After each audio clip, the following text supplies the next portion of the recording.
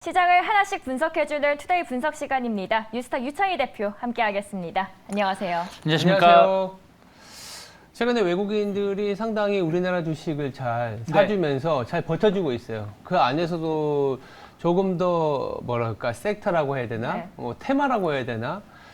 최근에 AI가 좀 화두죠. 그러다 보니까 산 종목들을 AI로 분류하면 외국인들이 AI 샀다 뭐 이럴 수 있는데, 물론 뭐 맞다고도 할 수 있고 틀리다고도 할 수 있지만 어쨌든 외국인 매수의 코스피가 2480선을 다시 좀 탈환하다 보니까 더 치고 나가는 부분들에서 어떤 섹터에 더 집중을 해야 되지라는 고민이 있는 것 같고, 그 중에 하나가 저희가 바로 전 시간에도 데이터 센터라든지 여러 가지 관련된 아이디어를 말씀을 좀 드려봤지만 AI에 대한 열광이 지금 좀 뜨거운 것 같아요.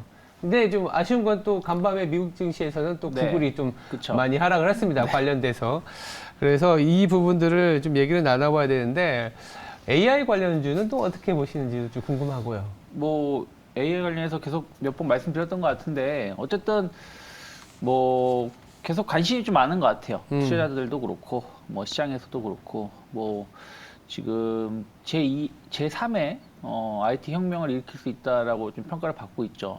첫 번째는 2000년 초반에 그 인터넷 열풍, 그리고 두 번째가 이제 스마트폰 이제 시대가 들어왔을 때 2010년, 9년, 10년쯤이죠. 그때 이제 흐름들. 지금 이제 만약에 AI가 그런 흐름을 많이 간다라면 뭐 10년 주기로 상당히 좀 큰 대혁명이 좀 발생될 수도 있다라는 좀 평가를 받고 있을 정도인데, 구글이 이제 바드 AI를 공식 발표를 했죠. 원래 이게 좀 성급하게 좀 발표한 부분들이 좀 있어요. 원래는 5월 달에 매년 이제 관련해서 좀 내용들을 발표를 했는데, 이번에 좀 빨리 조금 성급하게 좀 했죠. 뭐 AI 관련 엔지니어들을 다 모아가지고 급하게 뭔가 하라고 했었다고 합니다. 근데 뭐 이게 조금 약간 노이즈 좀 조금 애매한 결과를 좀 보여줬었던 게 있었고, 마이크로소프트가 이제 어저께인가요? 그저께인가 그 챗 GPT 관련해서 기자회견 다시 하면서 또 관련된 시연을 좀 했었던 부분들이 좀 있으면서 관련된 기업들이 앞다투어서 서비스를 좀 빨리 출시하려 하고 있고, 네이버도 서치 GPT 관련해 가지고 상반기 중으로 뭐 서비스 출시를 하겠다라는 얘기가 나오고 있습니다. 그러면서 처음에는 그냥 어떤 AI 관련된 기업들, 그러니까 AI와 좀 연관성이 있는 기업이 좀 움직임이 좀 많이 나왔었다라면, 뭐 예를 들어서 코난 테크놀로지라든지 뭐 셀바스 AI라든지 이런 기업들의 주가 흐름이 상당히 좋았었는데, 최근에는 어쨌든 이제 이게 데이터를 활용을 해서 어떤 결론을 도출해 주는 거다 보니까 데이터베이스가 많이 축적되어 있는 회사들, 또 이것을 좀 데이터베이스화 할 수 있는 기업들에 대해서 좀 관심이 좀 있는 것 같아요. 뭐 Snet 같은 경우는 뭐 이미 네이버가 좀 투자를 했다라는 얘기가 좀 있으면서 관련된 어떤 흐름들이 좀 나왔었고, 그리고 이노룰스 같은 경우도 뭐 그 관련된 서비스를 좀 하고 있었고, 뭐 보험 관련해서 뭐 이게 사기성 사고인지 아닌지 이런 부분들을 좀 잡아낸다고 하지 않습니까? 그리고 좀 디지털화, 그러니까 우리가 어쨌든 기존의 뭐 글로 써 종이 데이터를 또 디지털화하는 부분들, 이런 것들이 필요하다 보니까 그런 것들이 또 주목을 받았었고, 최근에 비트나인 같은 경우는 뭐 그래픽이라든지 이런 도표, 이런 데이터베이스가 상당히 많다라고 하면서 좀 주목을 받으면서 어쨌든 AI를 활용해서 비즈니스를 하려면 그에 필요한 기업들에 대해서 어떤 관심도가 어디에 있을 것인가 하면서 좀 올라왔습니다. 저는 관련된 기업들에 대해서 어떤 이벤트가 있을 때, 예를 들어서 네이버가 서치 GPT 관련해서 어떤 기자회견을 한다든가, 뭐 내용 시연회 같은 거 할 때, 또 뭐 마이크로소프트든 구글이든 이런 업체들이 관련된 어떤 얘기가 나올 때 관련된 종목군들의 흐름들은 계속해서 움직임이 나올 수 있다고 생각하고 있는데, 어쨌든 서두에 말씀드린 것처럼 구글의 어쨌든 야심 찬 내용이 조금은 시장에서 좀 아쉬운 감을 좀 준 부분들이 좀 있기 때문에 여기에 대한 어떤 실망감, 어쨌든 어저께 구글이 한 7% 이상 하락을 하지 않았습니까? 예. 제가 기억하기로는 7.6%대 종가 마감을 했고 마이크로소프트가 계속해서 상승세를 유지하고 있었어요. 원래는 장중에 1에서 2% 정도 상승세를 유지하다가 결국에는 지금 약보합 정도 0.18% 하락을 하면서 마감을 했기 때문에 네. 오늘 우리나라 AI 관련된 종목군들이 조금 조정이 나올 수 있다라는 것은 좀 참고하면서 관련된 종목군들을 보실 필요가 있고 결국에는 우리나라에서 가장 큰 수혜를 입을 수 있는 실질적인 수혜를 입을 수 있는 건 앞에서도 말씀하셨지만 뭐 데이터 센터라고 생각하고 있어요. 데이터 센터. 네, 결국엔 데이터 센터는 AI뿐이 아니라 로봇이라든지 자율주행이라든지 UAM이라든지 이런 부분들이 활용됐을 때 가장 필요한 게 데이터 센터거든요. 그렇죠. 그러니까 뭐 로봇 같은 경우도 로봇에다가 모든 칩을 다 넣어놓고 만드는 것보다 인터넷으로 그 데이터 센터로 활용해가지고 구동시키는 부분들 이런 것들이 오히려 그 제작 단가를 낮출 수 있는 부분들이 좀 있거든요. 그래서 뭐 UAM이라든지 자율주행, 뭐 사물 인터넷 이런 모든 것들이 그런 부분들과 연결되어 있기 때문에 데이터 센터가 확장됐을 때 수혜를 입을 수 있는 기업들, 예를 들어서 뭐 이스페타시스 최근에 좀 많이 오르긴 했습니다만은 충분히 그런 이슈들을 좀 이어갈 수 있다 생각하고 있고 뭐 HPSP라든지 동진 세미캠 같은 기업들 조금 덜 오른 기업들을 중심으로 해서 대응해 보시는 것도 나쁘지 않다 판단하고 있습니다. 대표님께서는 주로 AI 데이터 센터 반도체주들을 탑픽주로 꼽아주셨는데요. 센터장님께서도 보고 계시는 챗 GPT AI 관련 수혜주들이 동일한 반도체 데이터 센터 쪽이실까요? 아니면은 뭐 새롭게 의료나 로봇 쪽이신가요? 아니, 뭐 일단은 기본적으로 작년에 삼성전자가 한 얘기가 저는 확 기억이 났어요. 삼성전자가 하이닉스나 마이크론이 캐펙스 컷, 즉 투자 지출을 축소했을 때 삼성전자는 의외로 수요 얘기를 했거든요. 앞으로 4차 산업혁명이라든지 자율주행, AI, 알고 있었나? 아무튼 AI 얘기하면서 우리는 이런 수요들이 생각보다 강할 것으로 내년은, 그러니까 올해 2023년에 대한 얘기를 했거든요. 찾아보시면 그런 얘기가 있었을 거예요. 결국엔 이 데이터 센터, 결국 이게 챗 GPT라든지 여러 가지 우리가 삶을 용택하게 만드는 IT 기술의 기본 바탕은 인프라가 더 확장이 돼야 되고 메모리라든지 이런 부분들이 더 또 때마치 인텔에서 또 사파이어 래피드 또 나왔지 않습니까? 이런 부분들 CPU 그리고 D램의 어떤 확장성이 가져간다라는 측면에서는 지금 당장 뭐에 더 투자할 거냐 하면 인프라를 깔아주는 데이터 센터와 관련된 기업들 저도 마찬가지로 보고 있고 아니면 오히려 좀 우리나라에서 검색 기능에서 조금 더 치고 나가고 있는 네이버. 왜냐하면 원래 웹툰으로 우리 네이버가 주가가 50% 그쵸. 이상 빠지니까 90% 네. 70% 이상 하락하니까 네이버로 슬슬 좀 붙일까, 웹툰으로 붙일까 하다가 이제는 또 검색 기능으로 넘어가는 거기 때문에 그런 측면에서는 네이버까지도 봐야 되는 상황이지 않겠냐 생각을 하는 거죠. 그렇다면 조금 더 확장을 조금 해보자면 네. 한 가지 리스크 중에 하나가 그 IP 문제가 있잖아요. IP. 그래서 반도체 뭐 데이터 센터뿐만 아니라 이제는 데이터와 콘텐츠를 소유한 원작 기업 쪽도 함께 봐도 좋을지 여쭤볼게요. 뭐 그런 부분들이 상당히 중요한 부분을 차지할 수 있죠. 그러니까 최근에 보면은 관련된 기업들이 좀 반응이 나왔는데 뭐 다만 이제 이게 아직은 이제 서비스가 제대로 되고 있는 것도 아니고 단순한 기대감들이 좀 반영되고 있고 또 주가가 좀 그런 것들이 좀 선반영된 측면이 있기 때문에 이슈가 나올 때 이 순환매에서 내가 오르는 종목, 예를 들어서 오늘 막 10% 오르고 있는 종목을 추격 매수하기보다는 그러한 흐름들이 반영될 수 있는 기업을 미리 찾아서 선점해서 투자를 해보시는 게 좋은 전략이 아닐까 판단하고 있습니다. 저희 첫 번째 이슈로는 우리 증시를 달구고 있는 AI라는 키워드 속에서 이야기를 해주셨고요. 수혜주로는 세 가지 기업을 말씀을 해주셨는데요. 이수페타시스, 동진세미캠, 그리고 HPSP라는 점도 참고하시면 좋을 것 같습니다. 두 번째 이슈로 저희 넘어가 보도록 하죠.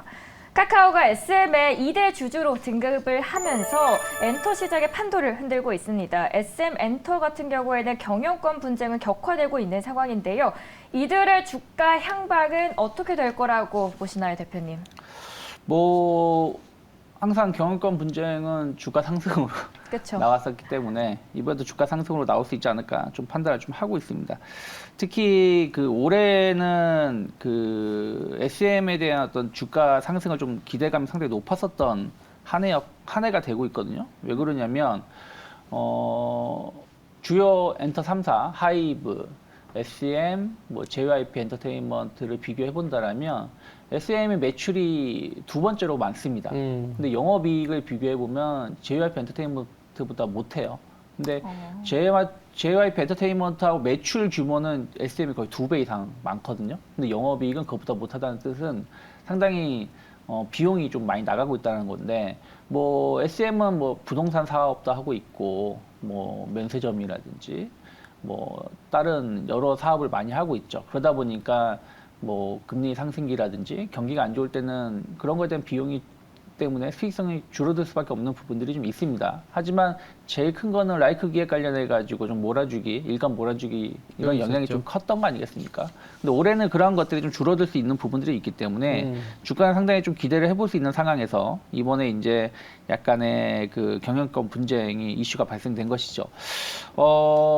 근데 이거 조금 저는 이수만 회장이 좀 목리를 부리고 있는 것이 아닌가. 원래 제가 알기로는 지분을 그 카카오엔터에 매각을 하기로 했었거든요. 맞아요. 예, 원래는 이수만 회장이 지분을 카카오엔터에 매각을 하기로 했었는데 이번에 그게 이제 이수만 회장의 지분을 매입하는 게 아니라 제3자 배정 형식으로 좀 투자를 하다 보니까 거기에 대해서 약간의 아쉬움을 토로하는 것이 아닌가 생각하고 있어요. 특히 만약에 이번에 이런 식으로 분쟁이 좀 이루어진다라면 뭐 제가 봤을 땐 카카오엔터가 뭐 주식 공개 매수 하진 않겠지만 어쨌든 서로 간의 기싸움, 서로 간의 어떤 이유로 인해서 주가는 조금 더 상승할 여지가 좀 남아 있다라고 좀 보고 있고요. 아까 말씀드린 것처럼 실적에 대한 어떤 기대감들까지 표현된다라면 뭐 주가가 어떻게 될지는 아무도 모르겠지만 실적 개선에 대한 어떤 기대감만 보더라도 저는 한 14, 5만 원 정도는 올해 갈 수 있을 거라는 보고 있기 때문에 충분히 추가적인 상승 모멘텀은 남아 있지 않을까 좀 판단하고 있습니다. 그런데 뭐 하이브 등 100기사 등판 여부가 변수라는 이야기도 있더라고요. 등판할 거라고 보시나요? 그리고 만약에 한다면 어떤 영향 예상하시는지요? 뭐 그런 건 솔직히 잘 모르겠어요. 그게 어떻게 영향을 미친다라고 제가 단정 지을 수 있는 부분들은 아니니까. 근데 어찌되었든 지금 이수만 회장은 어쨌든 경영에서 물러나기로 했고 지금 전체적인 운영권이 뭐 이제 따로 정해져 있는 부분들이 좀 있어서 백기사 역할을 해준다고 하더라도 전체 흐름을 바꿀 수는 없지 않을까. 오히려 그러한 것들이 만약 정말로 카카오엔터가 지금 이번에 1,000억밖에 안 썼어요. 1조 사우디 국부펀드라든지 싱가포르 국부펀드로 1조 유입이 되는데 1,000억 정도 이 매수 자금을 쓴 거 아니겠습니까? 그러면 정말로 공개 매수라든지 이런 형식으로 간다라면 주가에는 더 긍정적 역할을 할 수 있다라고 보고 있기 때문에 전체적인 분위기는 주가에는 나쁘진 않을 것 같다라고 생각하고 있습니다. 카카오와 SM의 난투극 속에서 대표님께서는 SM 엔터를 이야기해 주셨는데 네. 어느 쪽에 손을 드실 건가요? 만약에 두 기업을 선택을 해야 된다면. 두 기업을 선택을 해야 된다면 네. 카카오와 SM 중에 네. 그러면 SM을 사야겠죠. 카카오는 기본적으로 이 엔터 사업 말고도 다른 부분들의 매출이나 나가는 비용이 많기 때문에 카카오 기업에 투자를 한다라는 개념보다는 네. 이제 SM이나 엔터테인먼트에 투자를 하는데 이게 지분권 경쟁이나 이제 경영권과 관련된 얘기가 나오게 되면 반드시 주가적인 변동성이 나올 수밖에 없어요. 그런데 이제 뭐 기본적으로 실적 베이스로 봤을 때 열릴 수 있는 룸에 대한 부분들, 그리고 실보유자 입장에서는 지금은 조금 더 주가의 상승을 내지는 주가의 변동성을 잘 트레이딩을 해야 되는데 경우에 따라서는 이게 이제 조금은 뭐랄까 상당한 변동성이 될 수 있거든요. 그러니까 뭐 15만 원이라는 라인 같은 경우에는 대표님이 보시기에도 좀 적정한 밸류에이션이라고 보시는 거잖아요. 그렇죠. 근데 이제 15만 원 이상은 넘어가고 뭐 20만 원까지도 트라이 할 수 있습니다만 그때 다시 들어갔을 때는 상당한 변동성에 노출될 수 있는 가능성도 어떻게 보면 미리 좀 얘기를 아니면 좀 뭐랄까 대비는 해야 되지 않겠냐는 생각도 들어서 15만 원까지 말씀을 하신 것 같아요. 네, 그러니까 아까 말씀드린 것처럼 경영권 분쟁이 없다고 하더라도 만약에 정말로 올해 영업이익이 뭐 작년보다 훨씬 더 개선되는 걸 보여준다라면 어쨌든 엔터사들 주요 PER 밴드라는 이런 걸 감안한다라면 저는 그 정도까지는 올라갈 수 있을 거라 보고 있었기 때문에 일단은 경영권 분쟁 이슈가 없다고 해도 저는 중장기적으로 봤을 때 15만 원을 열어놓은 것이고 근데 만약에 경영권 분쟁이 이루어진다라면 이런 것은 조금 더 빨리 현실화될 수도 있지 않을까 좀 판단하고 있습니다. 알겠습니다. 어쨌든 카카오와 그리고 이수만 지금 현 회장이죠. 그쵸. 네. 지분과 관련된 얘기. 결국 뭐 성장성이 있다라는 쪽에 베팅을 한다라는 네. 그 자체에 일단 바라보고 좀 지켜봐야 되지 않을까라는 생각이 듭니다. 그다음에 이제 세 번째 이슈 얘기로 좀 넘어가 볼게요. 최근에 이제 좀 꿈틀꿈틀대고 있는 섹터들이 있습니다. 네. 예, 금리가 그동안에 가파르게 올라오다 보니까 금리가 상승했을 때 안 좋은 부분들이 뭐 리츠 같은 경우에는 이제 부동산과 관련된 자산에 투자하는 거고 증권주 같은 경우에는 금리가 오르게 되면 뭐 주식 시장도 힘들어지지만 이 채권 가격의 평가 손실이 발생하면서 상당히 안 좋은데 결국 금리가 정점을 찍는다? 그럼 리츠 좀 이제 바닥이지 않겠냐? 증권주 같은 경우에는 채권 평가 이익 그리고 주식이 좀 돌아서면서 브로커리지 수익 이렇게 보고 있는데 앞으로도 좀 더 이어질 것이라고 보는지 좀 궁금합니다.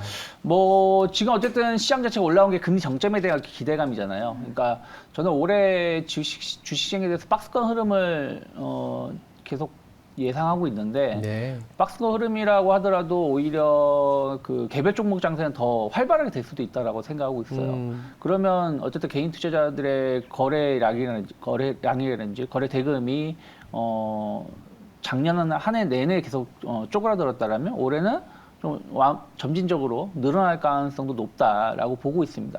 그리고 앞에서 말씀하신 것처럼 증거사들이 채권 관련된 투자를 많이 하고 있는데 뭐 이제 채권 자체가 채권 가격이 여기서 더 추세로 떨어질 가능성보다는 뭐 제한된 반등을 보여준다라면 거기에 따른 손실도 상당히 올해는 완화될 수 있다. 오히려 수익권을 좀 볼 수도 있다라고 생각을 좀 하고 있어요. 그리고 메스티오 관련해 가지고도 새로운 비즈니스 모델이라든지 이런 것들이 규제가 더 완화가 되면 완화가 됐지 규제를 더 강화시키지 않거든요. 뭐 최근에 뭐 외환 거래 시간도 새벽에 늘리기도 했고 그러니까 이런 부분들 본다라면 증권사들 입장에서는 여러 매출이 좀 더 개선될 수 있는 요소가 있다고 보고 있습니다. 그래서 뭐 좀 시장이 조정이 나오면은 같이 조정이 나오겠지만 전체적인 큰 틀에서 본다면 올해는 좀 완만한 고점을 좀 높여갈 수 있는 분위기 형성되어 있다고 보고 있고요.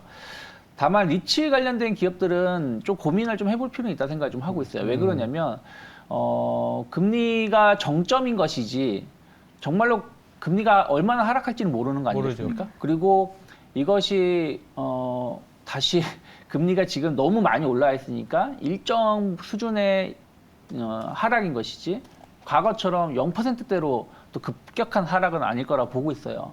그러면 과연 이러한 상황에서의 리츠 투자가 맞는지에 대한 어떤 고민들 그리고 많은 기업들이 신규 대출 관련해서는 현재 금리를 적용을 받고 있지만 어쨌든 과거에 대출을 받았었던 부분들은 최소 그 유예 기간이라는 게 있고 또 이것을 이제 연장하거나 재설정을 했을 때 금리가 좀 변화가 되는데 이런 것들이 이제 1년 정도 지나갔기 때문에 지금 같은 경우가 이제 금리 상승에 대한 영향을 좀 받아갈 때라는 것이죠. 그래서 오히려 그런 비용들 같은 경우가 더 늘어날 수도 있지 않을까. 그런 측면에서 보신다라면 리츠 관련돼서 투자를 좀 성급하게 할 매력은 아직은 없다. 오히려 뭐 은행 금리가 상당히 높게 형성되어 있으니까 그런 부분들에 투자를 하는 것도 좋은 방법이 될 수 있기 때문에 전 증권사는 전체를 봤을 때는 나쁘지 않을 것 업황 자체가 나쁘지 않을 것 같지만 리츠에 대한 투자는 조금은 흐름을 좀 보면서 대응하는 게 맞지 않을까 판단하고 있습니다. 이번에 IPO 상장 이야기들이 많이 나와서 그런데 다음 달 같은 경우에는 뭐 하나리츠를 시작으로 해서 삼성, FN리츠 등이 상장될 예정이거든요. 네. 그럼 여기에 대한 전망을 조금은 보수적으로 보면 좋을까요?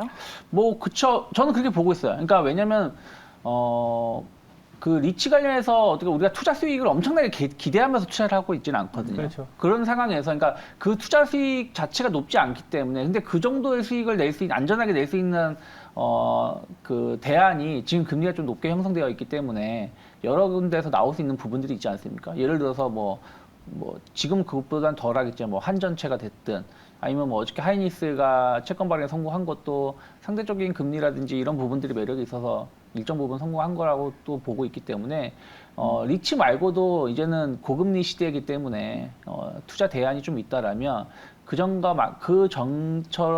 전에 어떤 기대감으로 관련된 기업을 매수하기에는 저는 조금은 부담스럽지 않을까 판단하고 있습니다. 네, 알겠습니다. 리츠 자체는 뭐 자산이 기초 자산이 좀 부동산이다 부동산이고. 보니까 같은 이제 금리 정점에서 바라보는 게 리츠와 증권주이긴 한데 수익이 더 날 수 있는 쪽에는 사실 아무래도 지금 증권주 그리고 최근에 STO라 그래서 조각 투자 네. 얘기들이 많잖아요. 증권주 내부에서도 그리고 증권사 내부에서도 상당히 많은 연구와 드라이브가 걸리고 있어요. 저도 조금 이제 조사를 하고 보고를 해야 되는데 STO 관련된 부분들은 아무래도 결국 우리가 투자 못했었던 자산들을 투자하게 만드는 그리고 거래가 활성화된다는 측면에서는 증권주가 당연히 우선순위가 될 텐데 좀 더 뭐 밀접하게 본다면 어느 증권사가 될까요? 아니면 뭐 치고 나간다고 해야 되나? 뭐 결국에는 좀 대형 증권사들이 조금 더 유리하지 않을까 생각 좀 대형 하고 증권사, 있어요. 네. 그럼 뭐 어쨌든 삼성증권 같은 기업들, 한국금융지주 같은 기업들이 나쁘지 않을 거라고 생각하고 있고 좀 개인 투자자의 어떤 거래 활성화를 좀 노린다라면 결국엔 항상 뭐 키움증권이 좀 관련해서 좀 기업 주목을 받을 수 있다 생각을 좀 하고 있습니다. 근데 전체적으로 증권주들은 다 비슷한 흐름의 주가 네. 흐름을 보여주고 있고 수급도 비슷한 것이기 때문에 딱 어디가 뭐 더 좋고 어디가 더 나쁘다라고 말씀드리는 것보다 본인이 선호하는 기업을 투자하는 게 맞지 않을까 판단하고 있습니다. 근데 네. 이베스트 투자증권은 어떠신가요? 이베스트 투자증권도 좋죠. 상당히 좋습니까? 네. 의식하신 거 아니시죠? 아니, 그건 네. 증권주 자체가 이제 조금 바닥을 치고 네. 올라가는 상황이다라는 상황에서 여러 가지 모멘텀이 좀 붙는 그런 경향으로 보시면 될 것 같습니다. 네, 금리 정점론이 확산되는 시기에서 조금씩 꿈틀대는 증권 그리고 리츠주에 대해서 어떤 투자 전략을 세워드려야 될지 함께 말씀 나눴습니다. 시장을 하나씩 분석해주는 투데이 분석이었었고요. 지금 유스타 유창희 대표와 함께했습니다. 감사합니다. 고맙습니다.